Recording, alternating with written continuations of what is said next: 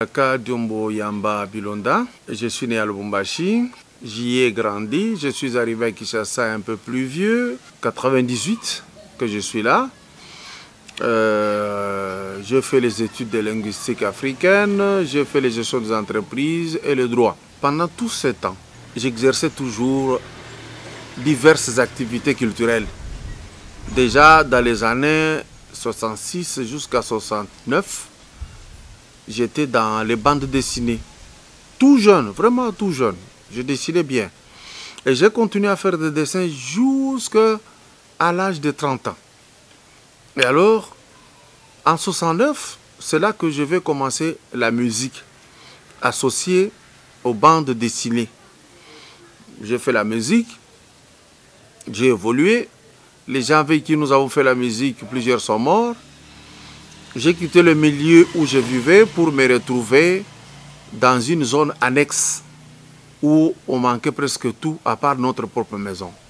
Pas de lumière électrifiée, pas d'eau, on avait les eaux de puits qu'on buvait.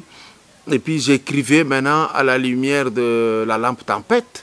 Vous savez, avec toute sa combustion, ça nous donne trop de fumée dans les narines. Et j'en souffrais énormément. Parce que déjà, je me rappelle, je souffrais beaucoup de la pneumonie. Alors, là, maintenant, je me suis intéressé totalement avec la pression des parents qui n'aimaient pas que j'évolue dans la musique, qui considéraient que le dessin me rendait beaucoup plus paresseux et sédentaire. J'ai commencé à m'intéresser beaucoup plus maintenant au théâtre. 1974, que je vais tenter de monter une œuvre dramatique que je fais jouer à la paroisse Saint-André-Kim, intitulée Tama, le 19 avril, et ça a fait tabac. C'était dans la langue du terroir. Nous avons évolué. En 1986, là j'écrirai maintenant une œuvre après une formation. Celui qui m'a initié à l'écriture dramatique, c'est M. Lwamboka Shikija. Moi, j'ai commencé avec mon groupe personnel, tout en étant autodidacte. Je suis passé par d'autres groupes pour partager l'expérience. C'est là que j'apprendrai comment on écrit une pièce de théâtre. Et là, j'ai écrit le Calvaire. Et puis, j'ai écrit beaucoup. Maintenant, de tout cela, en dehors de Katende Kachimbika, j'ai écrit beaucoup plus que tout le monde à Lubumbashi.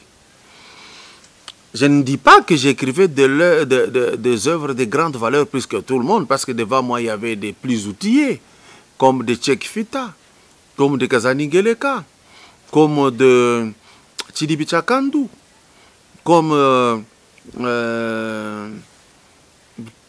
Lumu Kabea. Et ils étaient là. Mais moi, j'étais le plus prolifique. Et puis après, j'ai fait beaucoup de succès que quiconque. Mon succès est allé au-delà du continent parce que le plus grand à Lubumbashi, il s'appelait Mufankolo. Jusqu'à aujourd'hui, les gens de Lubumbashi ne peuvent pas accepter que je suis maintenant le plus grand plus que Mufankolo. Parce que pour eux, leur monde, c'est là où ils sont. Alors que moi, je suis allé au-delà. Alors, en 1990, M. Shango Nokoko, présentement, il est aux États-Unis. Il a été sous-directeur de la RTNC Mbujimaï. Il a été réalisateur cinéma à la RTNC Lubumbashi. À partir de Lubumbashi, c'est lui qui va m'intéresser au cinéma. Mais il faut dire qu'il était réalisateur des télédramatiques. J'ai compris ça après. Et nous, on disait qu'il était réalisateur cinéma.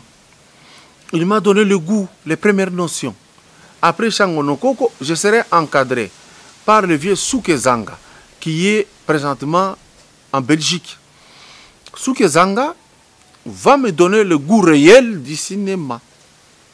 J'ai appris de lui comment on peut écrire, mais avec beaucoup de difficultés bien sûr, parce qu'après, il n'a pas fait trop longtemps avec moi, comment on peut arranger une série. Non, pas une télédramatique. J'ai commencé à travailler cette histoire.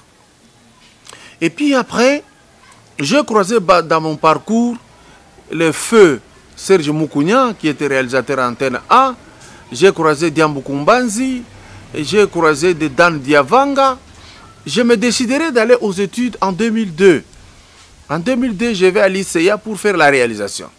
Je serai enseigné par Fouad Tomisa, par Mbungu Kalimasi, par Dan Diavanga. Et j'ai fait mes tests de fin d'études là-bas. J'ai décroché avec 76%. Mais ce n'était pas suffisant. Alors, je me suis dit, je vais écrire quelque chose que je vais tourner. J'ai tourné des télédramatiques très amateurs. Parce que vous pouvez imaginer, nous on appelait ça cinéma.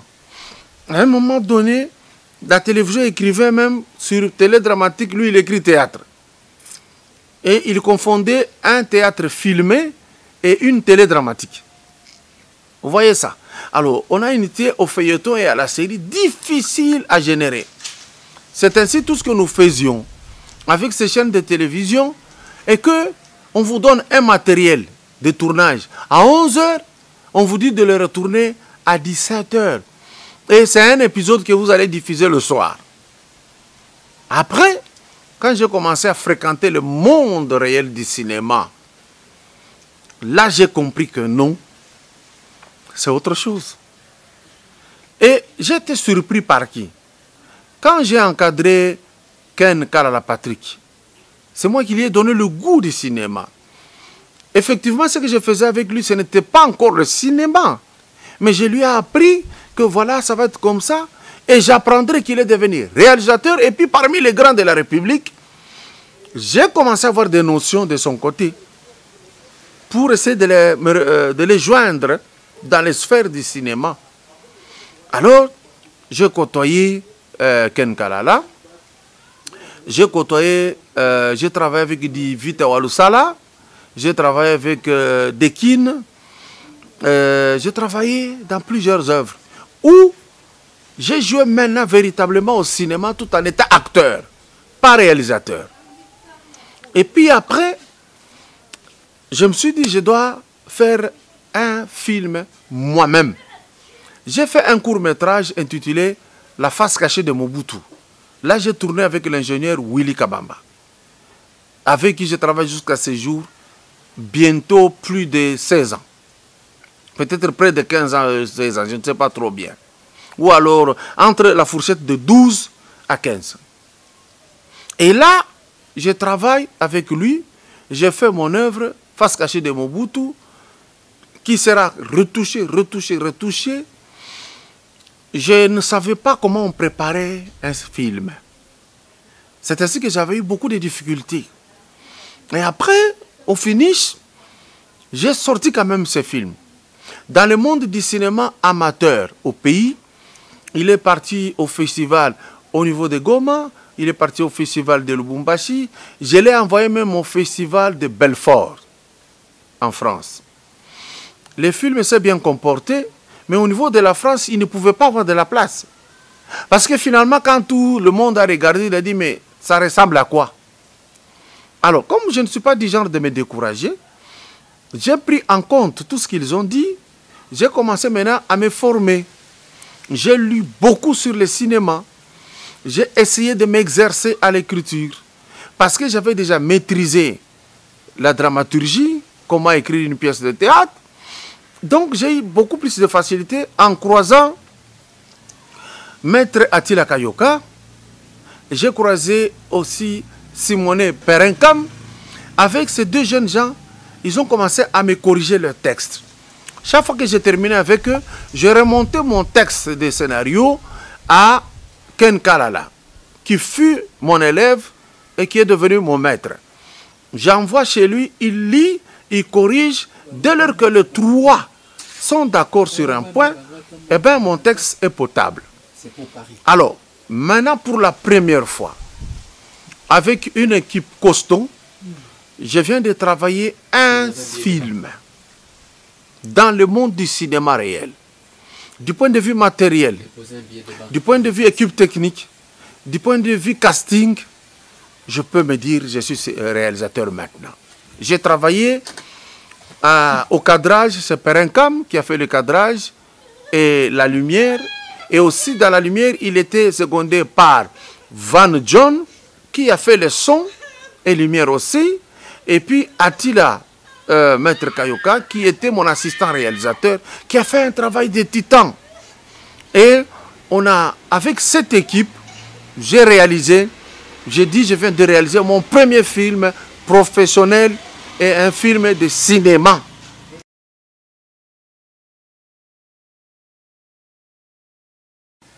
Je vais un peu vous surprendre. Donc jusque-là, on n'est pas indépendant, mais on est libre. Parce que l'indépendance, c'est-à-dire, c'est s'autosuffire. Vous voyez, quand on s'autosuffit, on peut faire l'interdépendance. C'est-à-dire, les États-Unis dépendent de nous, nous dépendons aussi de lui. Là, ça s'appelle l'échange. Mais ici, chez nous, tout est tourné vers l'extérieur. Tout alors. Donc, nous avons acquis et conquis la liberté des droits de l'homme. Mais nous ne sommes pas indépendants. Parce que même la monnaie est contrôlée par les autres. Nous dépendons de... Nous évaluons notre monnaie par rapport au dollar. Notre cinéma, c'est la France qui vient, qui décide. La Belgique, c'est la même chose. Si vous voulez faire un festival important, il faudrait que ces gens viennent même financer. Le cinéma, 60 ans après, au Congo, il a évolué énormément. Mais c'est seulement, il n'y a pas la politique culturelle au pays. Donc l'État, pour lui, le cinéma, le théâtre, la peinture, la céramique, la poterie, c'est rien. Et ils pensent ministère de l'économie. Pourquoi je félicite le cinéma chez nous? Il faut voir les moyens techniques que nous utilisons pour tourner. Que ce moyen, une fois donné aux Français, même aux Américains, ils ne feront rien du tout. Nous allons dans leur festival avec nos films et ils sont surpris. Parfois, ils disent, vous avez utilisé un Red ici, et vous avez utilisé Black Magic. Parfois, on lui dit, non, non, c'était un Dessler. On a changé que les lens. Il dit, non, pas possible. Il dit, oui, c'est possible chez nous. Nous sommes parmi les plus grands, mais moins médiatisés, et le financement ne suit pas. Qu'ils viennent lire nos textes, ils comprendront. Ici, qu'est-ce que je veux dire? Le média sur place étouffe le vrai cinéma. Il y a prolifération des chaînes de télévision au pays. Mais ce qui s'est fait passer par ces chaînes de télévision, c'est ce que la grande population congolaise consomme, qui ne ressemble à rien du tout. Et ici, chez nous, on appelle Maboké. Donc, maintenant, la population n'a pas accès au cinéma que nous faisons. Et maintenant, qu'est-ce qui se passe? Je vous ai parlé de l'indépendance qui n'est pas là. Pourquoi? Parce que maintenant, quand nous tournons nos films, nous les envoyons ailleurs, là où les gens savent consommer. Et quel est le rôle de notre chaîne nationale, la RTNC? C'est une caisse de résonance politique. Pas de films, pas d'émissions attrayantes, il n'y a rien. Ça a été important lorsque le chef de l'État parlait hier, le 29, à minuit, parce que le chef de l'État doit parler, parce qu'il a beaucoup de gens qui l'écoutent. C'est un nouveau président dans ce pays. C'est pourquoi les gens sont allés sur la RTNC. Dès lors, à peine qu'il a fini, tout le monde est parti pour se ruer sur d'autres chaînes dans le bouquet. Et donc, 60 ans après, notre cinéma dépend 90% de l'extérieur, en formation et en production.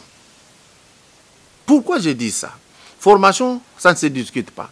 Parce que l'ICIA, l'Institut national de l'audiovisuel, n'a pas un département entier de cinéma pour former les gens au cinéma. Et moi, quand je suis allé étudier, je n'ai fait que la réalisation magazine. La réalisation fiction, c'est pas... Je suis autodidacte. Et donc, ce qui fait que le cinéma n'a pas encore une place au pays. Et vous allez remarquer que la mauvaise politique de notre État, nous sommes étouffés par un cinéma qui apparaît, hein, donc qui ressemble à un cinéma qui vient de l'extérieur, du Nigeria, de la Côte d'Ivoire, du Mali. Et même eux-mêmes, c'est à peine qu'on parle de cinéma chez eux. Lorsqu'on a vu les films comme Djoukoulomensou, les films comme Café avec, les films qu'on vient de sortir comme Cacao, les films comme Windeck, les films comme Golden, les films... Ces films sont venus après. Vous avez des pistes, des solutions, vous avez réfléchi à des solutions qui peuvent aussi résoudre le problème? Des solutions idoines, ça existe. Un, si vous regardez dans notre pays, lorsqu'on veut mettre sur place un gouvernement, le ministère de la Culture est réservé à certains gens d'une politique, de partis politiques. On dit, bon, comme on a pris de ministère régalien, qu'on a pris le ministère des Finances, budget, consort, bon, il y a une roue de réserve qu'on appelle le ministère de la Culture. On nous fout quelqu'un qui ne connaît rien de la culture. La première solution, c'est qu'on doit choisir parmi nous qui pratiquons le métier. Qu'ils me mettent ministre de la Culture, ils verront. Deuxième, si je deviens ministre de la Culture, ça ne suffit pas d'être au bureau. Il faudrait qu'on nous mette un budget conséquent. Les budgets dans d'autres pays de la culture, c'est un budget costaud, comme le budget de l'agriculture, les budgets de l'armée, de la police, de la santé, de l'enseignement. C'est costaud. Mais c'est ici, chez nous, où le budget de la culture est 0,00 quelque chose. Et donc, le ministre de la Culture se retrouve avec des petites sommes de fonctionnement. Et donc, moi, si on me donne maintenant un ministère de la Culture avec un budget conséquent, il faut créer d'abord l'école de cinéma. Alors, une école de cinéma où les gens entrent en première année, deuxième, troisième, ils terminent et ils sont sanctionnés par la remise d'un diplôme. Que ce que nous faisons seulement des petits séminaires, quelqu'un vient de l'Europe, il vous encadre pendant une semaine et puis il part. Le reste, pourquoi je dis nous sommes forts? Nous apprenons en nous communiquant nous-mêmes. Et parfois, nos réalisations, qu'est-ce que nous faisons? Nous regardons les films des autres. Nous ne parlons même pas avec les gens qui ont filmé, mais nous comprenons qu'ils aient filmé peut-être comme ça, comme ça, comme ça. Je vais peser de tout mon poids pour que toutes les chaînes de télévision du pays ne puissent pas diffuser des saletés qu'on voit. En ce moment-là, la population sera contrainte à regarder les bons films. Et le cinéma va naître dans ses splendeurs. Ce n'est pas fini. Si on oblige maintenant à toutes les chaînes d'avoir des films bien fignolés, bien travaillés, du monde du cinéma, il faut obliger à toutes les chaînes de télévision de ne pas diffuser gratuitement ces films. Vous devez payer pour permettre la rotation à ce que ces cinéastes puissent encore produire d'autres films. Et enfin, j'aimerais créer une commission de grande censure artistique qui n'a rien à voir avec une commission où on demande de l'argent pour diffuser. Mais une commission de grands et outillés cinéastes, là où vous faites la projection à huis clos, ils les regardent, ils vous recadrent, s'ils ont à corriger, ils corrigent, et puis poup, vous partez. Si on fait ça pendant 10 ans, on peut supprimer cette commission, et maintenant on commence, parce que c'est une activité libérale après tout, et puis on va commencer à évoluer et on aura de très bons résultats. Voilà ce que moi je pense faire du ministère de la Culture. Enfin, je dois identifier qui sont acteurs de théâtre, qui sont plasticiens, qui sont cinéastes, qui sont acteurs de cinéma. Il y a les références d'être cinéaste, acteur de cinéma, d'être technicien de cinéma, d'être scénariste, d'être réalisateur, d'être assistant. Donc tout ceci, les gens doivent connaître et doivent être identifiés. Qu'on ne trouve pas. Comme j'ai vu des gens, ils viennent, ils vous disent, j'ai une histoire. Et cette histoire, ils vous racontent comme ça, sa petite vie. Il loue une caméra, il vous dit, vous tournez dans 2 jours. Et avec ça, vous commencez à la couper. Vous voyez tout un film en plan fixe. Parce qu'ils sont pressés, ils doivent terminer. Vous entrez, vous ressortez, vous entrez, vous ressortez. Et vous regardez, il n'y a pas de raccord.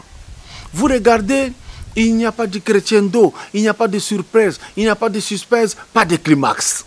Mais si les spectateurs sont satisfaits de ce résultat-là, tant mieux que pour eux de vivre comme ça. Non. Au Congo, ils ne sont pas satisfaits du résultat ils sont dans les conditions de ne consommer que ce qu'on leur présente. C'est comme un prisonnier. Il n'a pas de choix. Le repas qu'on donne aux prisonniers dans la prison, ils n'ont pas de choix. C'est ce que nous vivons ici, c'est-à-dire, on leur a donné des histoires sales plus de 50 ans. Ils ne voyaient que ça. Et ils ont commencé à prendre goût. Mais aujourd'hui, c'est impossible. Pourquoi? Parce que la télévision vient de dire à cette population que non, ils vous ont menti. Ils voient des vrais films passer. Mais en même temps, cette population, je l'aime. Pourquoi? Même dans le faux qu'on présente, ils nous regardent. Ils aiment. Mais nous sommes clochardisés. Le moyen ne suit pas pour qu'on puisse faire un travail de qualité. Et donc, c'est à nous, cinéastes, de faire tout pour que ces gens aiment maintenant les bons films, aiment le cinéma. Mais comment réussir? Si nous n'acceptons pas d'abord de tourner gratuitement, nous n'y arriverons jamais. Comment? Il faut tourner gratuitement des films et vous commencez à les sortir en masse, par an même 10 ou 20. Vous allez bouger le monde international du cinéma et les bailleurs vont venir. Les producteurs viendront. À l'époque où vous représentez 1960, vous pouvez nous rafraîchir un peu la mémoire? Il y avait les films depuis... Qu'est-ce qui s'est passé dans ces années-là? Dans ces années-là, on nous projetait les diapositives. Et il y avait quelqu'un qui expliquait. Et on appelait ça le cinéma. Évidemment, c'était le cinéma. Le cinéma était en plein essor, en train d'évoluer. Après, il est venu le cinéma de Matamata et Pilipili. C'était du comique. Ils ont fait ce cinéma pour essayer, au niveau du pays, concurrencer Charlie Chaplin. Vous voyez? Alors, Matamata et Pilipili, ça a marqué le temps à cette époque. Et puis après, on a sombré. Il n'y a pas eu, plus de production. Jusqu'à ce que on est revenu dans La vie est belle avec Papa Wemba. Vous voyez ça? Et quand c'est sorti, là, tout le monde a scintillé les yeux pour comprendre que non, ça, c'est ce que nous devons faire. Et il y a eu les habits neufs du gouverneur. Et puis il y a eu Viva Riva, il y a eu Ndakissa, il y a eu les rebelles, il y a eu Illusion mortelle de Titengue Sana. Jusqu'à ce que nous sommes arrivés au cinéma des pépinières. C'est-à-dire les gens qui commencent à peine comme nous, ma chérie, une petite jeune fille qui a fait Makila. Et donc, maintenant 60 ans après, nous avons évolué en conscience, en écriture, en technique, mais 60 ans après, nous ne sommes pas capables d'avoir une industrie de cinéma. Mot de la fin, c'est que les émissions de cette envergure doivent exister et être diffusées partout pour que les gens comprennent que le cinéma, c'est toute une industrie. Une fois monté, vous avez des milliards qui aident la République démocratique du Congo. C'est là où ils se battent tous les jours avec les minéraux et consorts et ça ne marche pas. Or, avec le cinéma, vous n'allez pas avoir de problème que vous avez en extrayant les minéraux. Soyons nous-mêmes producteurs et consommateurs. Et pour réussir, il faudrait que l'État congolais construise au moins chaque commune une salle de projection. Quand vous verrez les gens se battre à faire quelque chose de bien, à tourner un truc, parce qu'ils savent ça va passer dans la salle, les gens vont payer pour voir. Regardez les films de Rambo, on regarde ça jusqu'à aujourd'hui. Et nous payons pour ça. Ici, on a habitué les gens très mal. Dans des télévisions locales ici, on vous dit non, cet épisode, on a déjà vu, ça ne peut pas créer encore. Non, l'imagination créatrice à ce point-là, ça n'existe pas. Vous allez remarquer même de grands réalisateurs de cinéma, il vous fait 24 heures chrono et il passe 10 ans sans faire quelque chose. Mais ici, on vous dit chaque semaine, vous devez créer. Et donc, comme conseil, au niveau du gouvernement, laissez-nous le ministère de la Culture à nous. opérateurs culturels. Ne donnez pas aux politiciens. 2, devenons nous-mêmes producteurs et consommateurs. Avant de penser à ce que nos films soient regardés en Europe, pensons que ça soit regardé ici.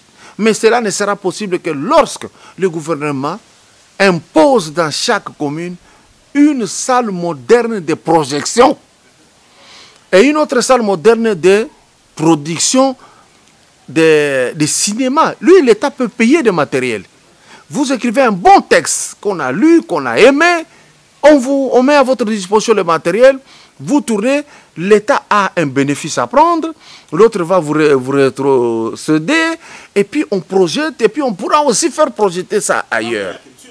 Oui, on vend. Aujourd'hui, les gens pensent que les États-Unis sont des superpuissances. Ce n'est pas le cinéma. Parce qu'en vérité, sur le terrain, ce n'est pas vrai, c'est faux. Les États-Unis, c'est un pays le plus endetté du monde. Très endetté. Et aujourd'hui, les gens, on parle de la Chine, la plus grande puissance économique pour le moment. Pourquoi? Les médias. C'est les médias qui informent. C'est le cinéma. Vous verrez un film américain où les Américains gagnent la guerre contre le Vietnam. Alors que quand la guerre avait eu lieu, les Américains avaient échoué. Les Américains ont échoué en Somalie. Vous voyez ça. Même les Américains ont échoué au niveau de l'Irak. Il fallait associer 28 pays pour mettre à genoux l'Irak. Même en Syrie, ils ont échoué. Mais vous verrez faire un film d'une guerre en Syrie où l'Amérique gagne.